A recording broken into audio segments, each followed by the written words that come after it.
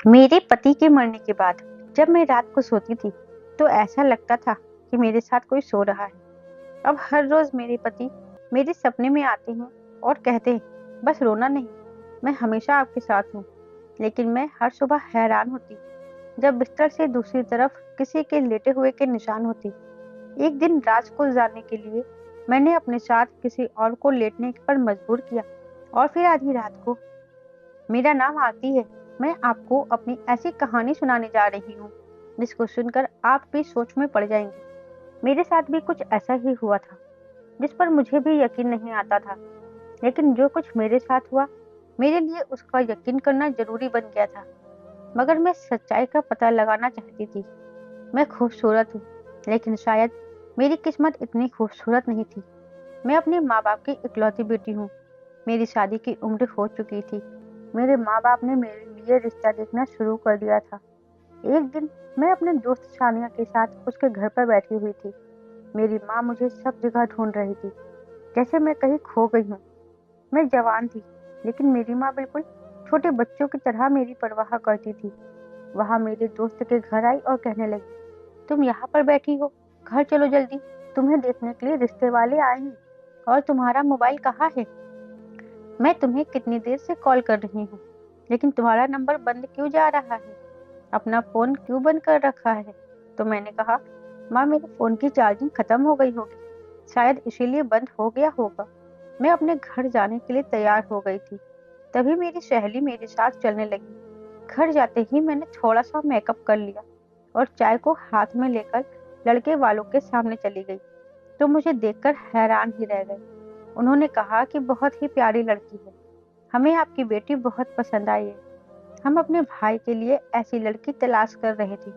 उन्होंने बताया कि उनके माँ बाप नहीं हैं, यानी मुझे देखने के लिए लड़के की बहन आई हुई थी।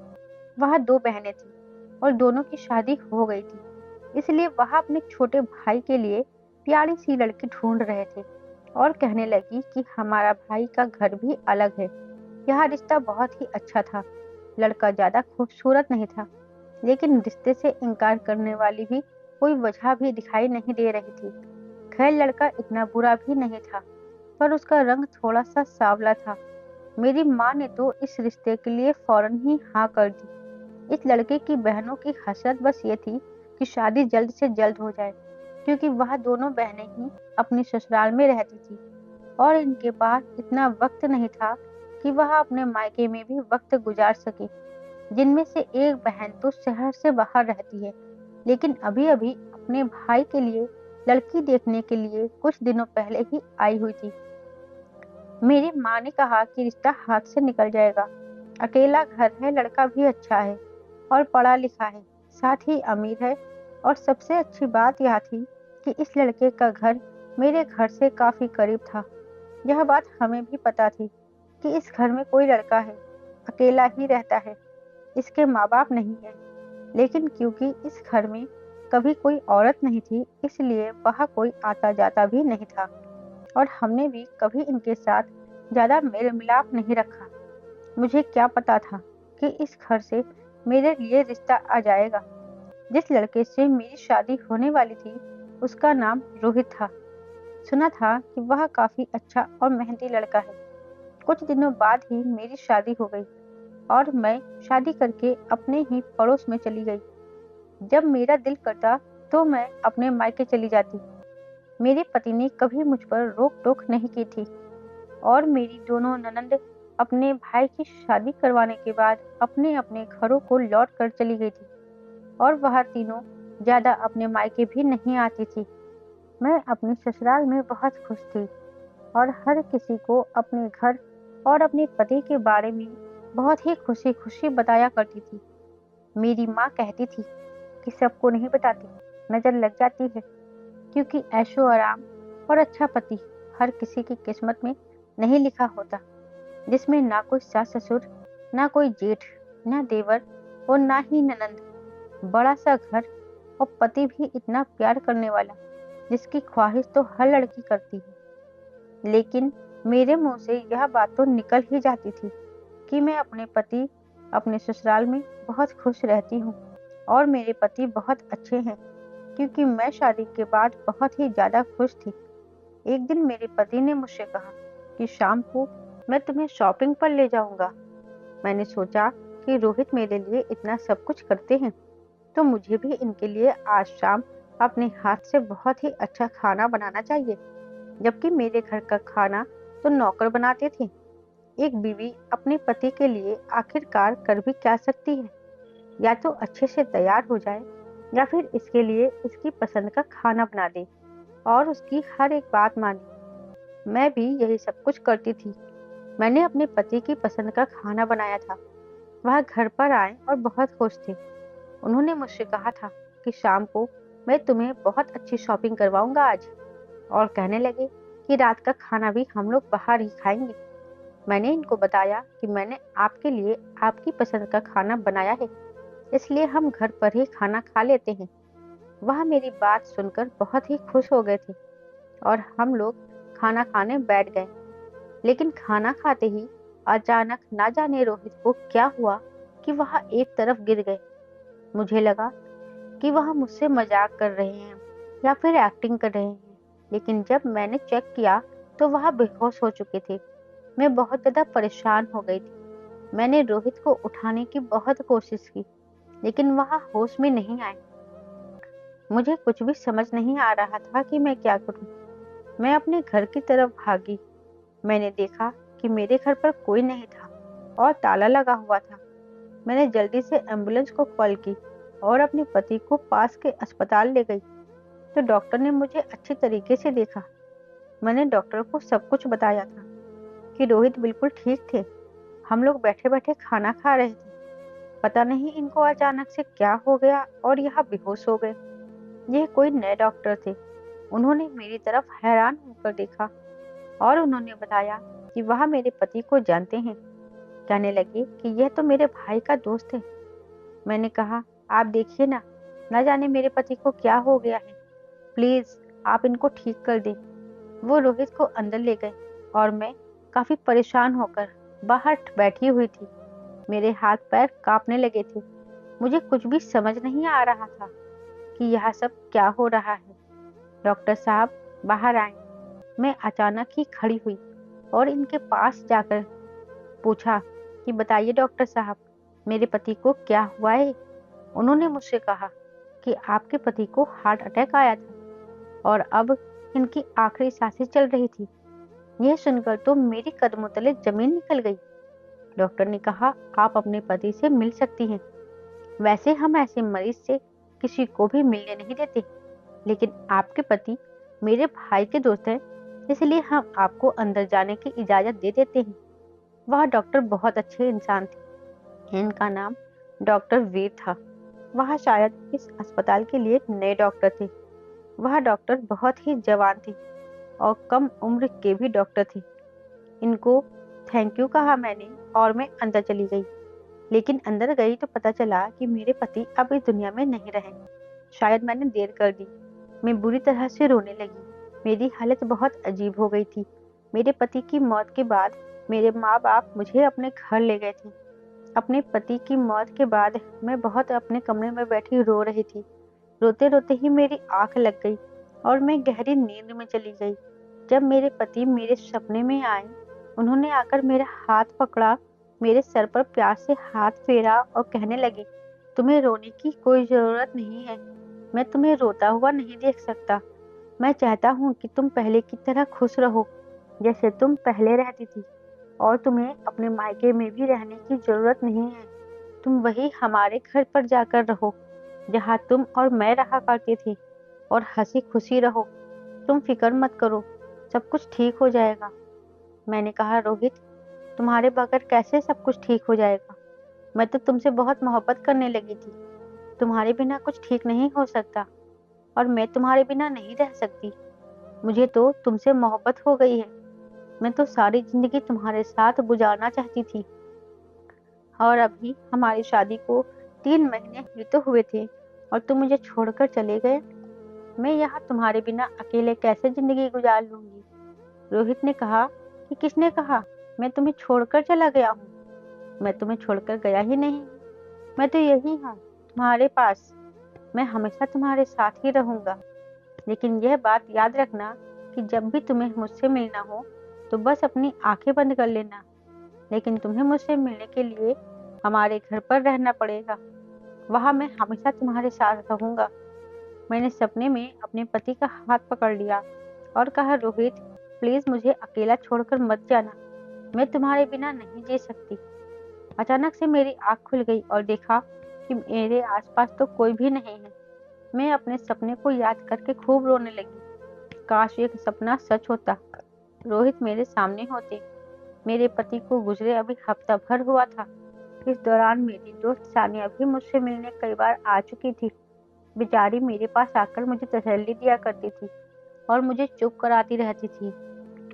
कहती कि इतना नहीं रोते, बस करो, तुम अपनी तबीयत खराब कर लोगी। मैं सानिया से गले लगकर खूब रोती। मैंने अपने सपने के बारे में सिर्फ सानिया को ही बता रखा था।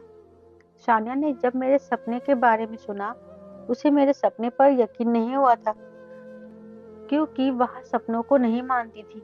लेकिन उसने मुझसे कुछ नहीं कहा। मैं भी यही समझती थी, यह सिर्फ एक सपना ही है जो मेरे शांत दिमाग ने बनाया है। लेकिन अगर यह सच होता तो कितना अच्छा होता। मैं अपने पति से सपने में आखिरी बार मिली थी। उन्होंने मेरा हाथ पकड़ा और मुझे गले से लगा लिया। मेरे लिए यही काफी था। जब कुछ दिन गुजरे तो मैंने अपनी माँ से कहा कि मैं अपने ससुराल जाना चाहती हूँ। अब मैं यहाँ पर नहीं रहना चाहती, अपने पति के घर पर रहना चाहती हूँ। मेरी माँ ने मुझसे कहा कि तुम वहाँ अकेले कैसे रहोगी। मैंने कहा कि मेरा घर करीब ही तो है, एक गली का ही तो फासला है। अगर मुझे कुछ परेशानी हुआ करेगी तो मैं यहाँ पर आ जाया करूंगी। लेकिन मुझे वहीं पर रहना है, मुझे वहीं पर सुकून मिलेगा। मेरी माँ मुझे मना कर रही थी, मगर मेरे पापा ने कहा कि अगर इसे वहाँ खुशी मिलती है तो इसे बाहर जाने दो। कुछ दिन में नॉर्मल हो जाएगी तो फिर वापस आ जाएगी। इनको यही लगता था कि मैं पागलों की तरह रवैया क्यों कर रही हूँ और कुछ दिनों में ठीक हो जाऊंगी। उनके इस बात से मैं दुखी हो गई थी। मेरे माँ बाप मेरी हर बात मानते थे और मेरा बहुत ख्याल रख रहे थे। उन्होंने मुझे इस घर में रहने की इजाजत दे दी थी। वैसे भी मेरा घर ज्यादा दूर नहीं था। मैं रात को अपने कमरे में आई और वहीं पर मैं रात को अपने कमरे में आई और वही मेरा कमरा था जहाँ मैं और मेरे पति रहते थे। मैंने बिस्तर को ऐसे ही सेट किया जैसे रोज रात को सोने से पहले किया करती थी और अपनी जगह पर जाकर सो गई। मेरे दिमाग में सिर्फ रोहित ही आ रही थी और खूब रो रही थी और आंखों से आंसू रुक नहीं रहे थे। अचानक ही मेरे कमरे में कुछ हुआ। मैंने लाइट ऑफ करके लेटी हुई थी। मुझे ऐसा लगा जैसे मेरे पीछे मेरे पति की जगह पर कोई आकर लेट गया है।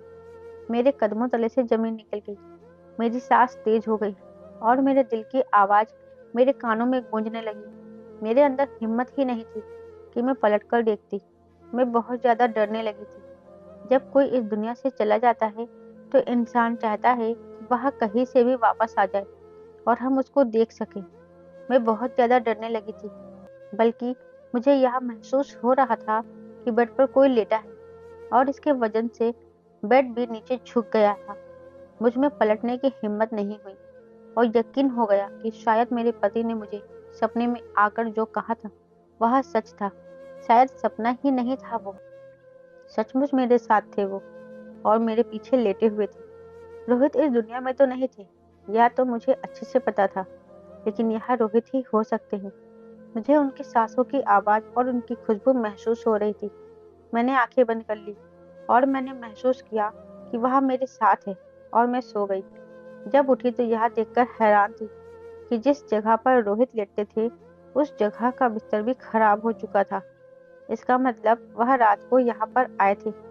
उन्होंने मुझसे कहा था कि वह हमेशा मेरे साथ रहेंगे और रोज रात को मुझसे मिलने के लिए आया करेंगे, लेकिन सिर्फ अपने घर में ही आएंगे।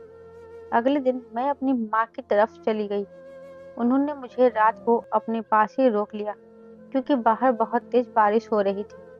उन्होंने कहा कि आज रात जाने की कोई जरूरत नहीं है, आज तुम यहीं पर रुक जाओ। लेकिन आज रात मेरे साथ ऐसा कुछ भी नहीं हुआ। अपने मायके में आकर मुझे सपना भी नहीं आया, लेकिन मुझे तो अपने पति के साथ रहना था। क्योंकि मुझे उनसे बात करनी थी, मुझे महसूस करना था। इसलिए मैंने इरादा कर लिया था कि मैं अपने पति के घर में ही रहूंगी। अगले दिन जिद करके अपने घर चली गई थी मैं। रात होते ही फिर से यही एहसास मुझे महसूस होने लगा था। इस बार अचानक से मुझे ऐसी नींद आई कि मुझे पता ही नहीं चला कि मैं कहाँ हूँ। लेकिन जब सुबह उठी तो मेरा दिल बहुत हल्का हो चुका था। मुझे ऐसा लग रहा था जैसे सब कुछ ठीक है। मुझे ऐसा महसूस हो रहा था जैसे मेरा पति मेरे साथ थे, जैसे अभी भी जिंदा है और इस घर में रहते हैं, जैसे वह वापस काम पर चले गए हों और मुझे अपने सारे काम निपटाने हैं। मेरे पति भी इस दुनिया में नहीं थे, पर मेरे साथ जरूर थे और मैं अपनी सारी जिंदगी भी ऐसे ही गुजार सकती थी। रोज रात को जब मैं करवट बदल कर सो जाती थी तो मुझे महसूस होता था कि पिछली तरफ कोई लेटा हुआ है। एक दिन मैंने हिम्मत की और सोचा कि आज मैं करवट बदल कर जरूर देखूंगी कि वह मेरे पति हैं भी कि नहीं। लेकिन जब मैंने करवट बदली तो वहां पर कोई भी नहीं था और काफी देर गुजर जाने के बाद भी मुझे कोई हलचल नहीं हुई। इसका मतलब वह नहीं चाहते कि मैं उनको देखूं। मैं सिर्फ रोहित को महसूस कर सकती थी और मेरे लिए इतना ही काफी था और मैं यही कर रही थी।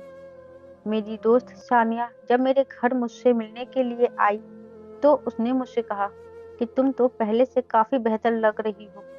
तुमने अपने आप को काफी हद तक संभाल लिया है। कहते हैं भगवान सब्र दे ही देता है। वैसे अभी अभी तुम्हारी उम्र ही क्या है और तुम्हारी शादी को 3 महीने भी नहीं हुए थे। तुम्हें फिर किसी के बारे में सोचना चाहिए। तुम्हारे पास कोई औलाद भी नहीं है। ज्यादातर लोगों को पता भी नहीं है। अगर किसी और मोहल्ले में तुम्हारी शादी करवा दी जाए तो वह लोग अंदाजा भी नहीं लगा पाएंगे कि तुम्हारी पहली शादी हो चुकी है। मैंने कहा कि इस तरह की बातें मुझसे मत करो। मैं अपनी जिंदगी में बहुत खुश हूँ। बस जो जैसा चल रहा है वैसा ही चलने दो। उसने मुझसे कहा कि तुम अपनी जिंदगी बर्बाद कर लोगी। कितना वक्त गुजारोगी अकेले में। इंसान अकेले में अपनी जिंदगी नहीं गुजार सकता और औरत औरत तो कभी अपनी जिंदगी नहीं गुजार सकती। मैंने कहा कि कोई मुझे परेशानी नहीं है, बस अपनी जिंदगी से मैं बहुत खुश हूँ। मुझे रात को बहुत अच्छी और सुकून की नींद आने लगी थी। शायद वही पल मुझे याद आ जाते थे जो मैंने अपने पति के साथ गुजारे थे। लेकिन मुझे इतनी सुकून की नींद आज तक नहीं आई थी। पता नहीं मुझे इतनी अच्छी नींद कैसे आ जाती थी कि मुझे होश तक नहीं रहता था। कभी कभी तो मुझे महसूस होता था कि मेरे साथ बिस्तर पर मेरे पति सो रहे हैं और इसके बाद अचानक से ही मुझे नींद आ जाती थी। मुझे आज भी अपने पति की कमी महसूस नहीं होती और सबसे बड़ी बात मेरे लिए यह थी कि मेरे पति मेरे सपने में आए थे। उन्होंने मुझे यही बात कही थी कि वो हमेशा मेरे साथ रहेंगे। जिस दिन मैं अपनी माँ के घर जाती थी उसी दिन ऐसा कुछ भी नहीं होता था। अब तो मेरी माँ को भी मेरी फिक्र होने लगी थी क्योंकि मेरी हरकत ही कुछ अजीब सी हो गई थी। कभी कभी बैठे बैठे मैं मुस्कुराने लगती और कभी अपने पति के बारे में सोचकर खुद से ही बातें करने लग गई थी। मेरी माँ ने मुझसे कहा कि तुम्हें अकेले नहीं रहना चाहिए, वह भी रात को। तुम्हारे पापा भी गुस्सा कर रहे थे। बस हम तुम्हारी दूसरी शादी कर देंगे। मैंने कहा मैं दूसरी शादी नहीं करूंगी। शादी करने की बात आप अपने दिमाग से निकाल दीजिए। पहले मैंने आप लोगों की मर्जी के मुताबिक शादी कर ली थी। फिर क्या हो गया मेरे साथ, किस्मत ने ये क्या कर दिया। अब मैं फिर से शादी नहीं करना चाहती। मैं बात कुछ इस तरह से कह रही थी जैसे यह मेरा आखिरी फैसला हो। माँ अब काफी परेशान हो गई थी और उन्होंने शानिया को कहा कि तुम ही इसको समझाओ। वह भी बार बार मुझसे बात करने के लिए आती थी। एक दिन वह मुझे अपने घर ले गई। उसके घर में फंक्शन हो रहा था जहाँ पर बहुत सारे मेहमान बैठे हुए थे। तभी मेरी नज़र उस डॉक्टर पर पड़ी जिसने मेरे पति का इलाज किया था। मैंने शानिया से पूछा कि ये यहाँ पर क्या कर रहे हैं, तो शानिया ने बताया कि यह मेरा दोस्त है, मेरे साथ ही पढ़ता था। मैंने कहा कि तुमने कभी इसके बारे में मुझे बताया ही नहीं। उसने बताया कि वह बहुत अमीर है और दूसरे शहर में रहता है। इसकी जॉब यहाँ के अस्पताल में लगी है, इसलिए यह अभी अभी यहाँ शिफ्ट हो गया है। इसलिए अब यह मेरे घर भी आता जाता रहता है। मैंने कहा ये तो वही डॉक्टर है जिसके हाथों में मेरे पति ने अपनी आखिरी सांस ली थी। शान्या ने मुझे बताया कि ये उसको पता है कि वह तुम्हें जानता है और तुम्हारे पति को भी जानता है, क्योंकि उसके भाई के साथ तुम्हारे पति की दोस्ती थी और यह दोनों एक साथ काम किया करते थे। शान्या ने कहा शायद मेरी शादी भी इसी के साथ हो, क्योंकि मेरी फैमिली को यह लड़का बहुत पसंद आया है और हमारे रिश्ते की बात चल रही है। हम दोनों एक दूसरे से कभी कभी बात भी कर लिया करते हैं। मैंने कहा कि मुबारक हो, जल्दी तुम्हारी इस लड़के से शादी हो जाए। डॉक्टर की बीवी बनना भी तो बड़ी बात होती है। और यह इंसान दिखने में काफी हैंडसम था और नेचर भी इसका अच्छा था। उसने कहा कि देखो क्या होता है। मैं अपने दोस्त के लिए बहुत खुश थी। मैं हर वक्त अपने पति के बारे में सोचती रहती थी, वो वक्त जो मैंने अपने पति के साथ गुजारे और फिर जो मेरे साथ हुआ। जिस तरह से रोहित अचानक इस दुनिया से चले गए। हम लोग साथ बैठे थे, प्यार मोहब्बत की बातें कर रहे थे। रोहित कह रहे थे कि मैं तुम्हें शॉपिंग कराऊंगा, आज तुम बहुत खुश हो जाओगी। और वह मेरी जिंदगी का सबसे मनहूस दिन था। मुझे नहीं पता था कि मेरे पति को दिल का दौरा पड़ा है।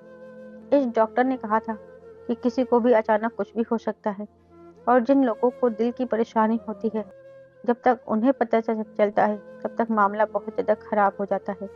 हमारे रिश्ते को नज़र लग गई थी। मेरी माँ ठीक कहा करती थी कि अपनी खुशियों के बारे में सबको नहीं बताते, लेकिन मैं तो बताती रहती थी। और नज़र किसी की ऐसी लगी थी कि मेरी तो सारी दुनिया ही उजड़ गई थी। मैं अपने पति का ख्याल अपने दिन से नहीं निकाल पा रही थी। मैं हमेशा परेशान रहने लगी, बस यही सोचती रही कि काश मेरे साथ ऐसा ना होता। आखिर मेरे साथ ऐसा क्यों हुआ है। मेरा दिल बहुत उदास रहने लगा था। शान्या के घर पर एक औरत आई हुई थी, जो मुझसे बहुत बस प्यार से बातें कर रही थी। उन्होंने मुझे मेरे पति के बारे में पूछा। मैंने उन्हें अपनी सारी कहानी बता दी।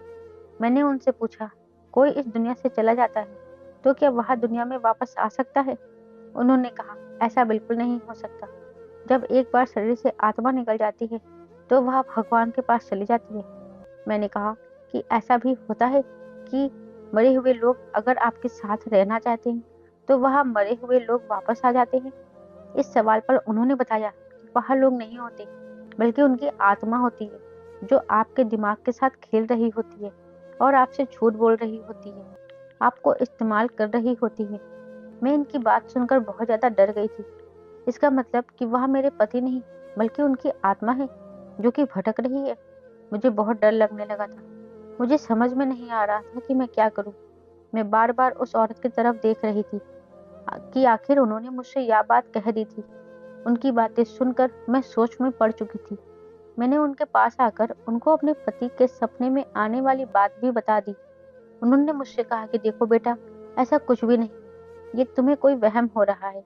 उन्होंने मुझसे कहा कि तुम एक काम करो, तुम इस घर में अकेले रहना छोड़ दो, क्योंकि जब तक तुम अकेली रहोगी तुम्हें यह वहम होता रहेगा। मैंने कहा कि अगर मैं अपने मायके में होती हूँ तब तो ऐसा नहीं होता है। उन्होंने कहा कि ठीक है, तो तुम इस घर में नहीं रहा करो और इस बात को अपने दिमाग पर सवार मत करो। मेरा दिल अभी भी नहीं मान रहा था। और जो सपने मैंने देखा था फिर उसका क्या था। मुझे बहुत डर लग रहा था। मैंने सोच लिया था कि मुझे क्या करना है। मैंने यह सारी बात अपनी दोस्त को बता दी थी। मैंने उससे कहा कि तुम एक रात मेरे साथ इस घर में रहोगी। इसे भी डर लग रहा था, लेकिन मैंने इससे बात की और इसे मना लिया। उसने कहा कि ठीक है, लेकिन हम पूरी रात सोएंगे नहीं, और अगर जरा सा भी कुछ हुआ तो मैं तुम्हारी माँ के घर भाग जाऊंगी। मैंने कहा, मैं भी तुम्हारे साथ भाग जाऊंगी। मैं खुद कौन सा बहादुर हूँ, मुझे भी डर लग रहा है। वह मेरे साथ मेरे घर आ गई और मैंने इससे कहा कि तुम मेरी जगह पर लेट जाना, क्योंकि जैसे ही मैं करवट बदलती हूँ मुझे कुछ भी महसूस होना बंद हो जाता है। मैं कमरे की लाइट बंद कर दूंगी और मैं साइड पर खड़ी हो जाऊंगी। तुम मेरी जगह पर लेटना, फिर देखते हैं क्या होता है। वह बेचारी इतनी ज्यादा डरी हुई थी कि बार बार इनकार किए जा रही थी। फिर मैंने उससे कहा कि देखो, तुम मेरी दोस्त हो, तुम्हारे अलावा मैं किसी को भी कुछ नहीं बता सकती हूँ। मैं बहुत मुश्किल में फंस गई हूँ। तुम मेरी मदद नहीं करोगी तो फिर कौन करेगा। शाना मेरी मदद करना चाहती थी, लेकिन वह बेचारी इतनी बहादुर नहीं थी और वह सिर्फ अपने डर की वजह से ही मना कर रही थी। फिर हाल में मैंने उसको मना लिया और वह मान गई। उसने कहा कि तुम मेरी जान छोड़ भी नहीं सकती, लेकिन इस काम के हो जाने के बाद तुम इस घर में अकेली बिल्कुल भी नहीं रहोगी। तुम मुझसे इस बात का वादा करना होगा और दूसरी शादी भी करोगी। मैंने कहा ठीक है, मैं ऐसा ही करूंगी, लेकिन अभी तो मेरी मदद कर दो। मैं पर्दे के पीछे छुप गई। मैंने आज कमरे में थोड़ी सी रोशनी भी की हुई थी, लेकिन अभी भी कोई ज्यादा रोशनी नहीं लग रही थी। बस इतनी थी कि ठीक से कुछ नजर नहीं आ रहा था। मेरी दोस्त मेरी जगह पर लेट गई और बिल्कुल वैसे ही जैसे मैं लेट जाती थी। उसका चेहरा मेरी तरफ ही था। मैंने इशारे से कहा कि देखो, मैं यहाँ ही खड़ी हूँ, तुम्हें डरने की कोई जरूरत नहीं है। वह शक्ल से बहुत डरी हुई लग रही थी। मैं बेड की तरफ ही देख रही थी। अभी तो वहां पर कुछ भी नहीं था, लेकिन यह भी तो हो सकता था कि मुझे मेरे पति की आत्मा दिखाई ना दे।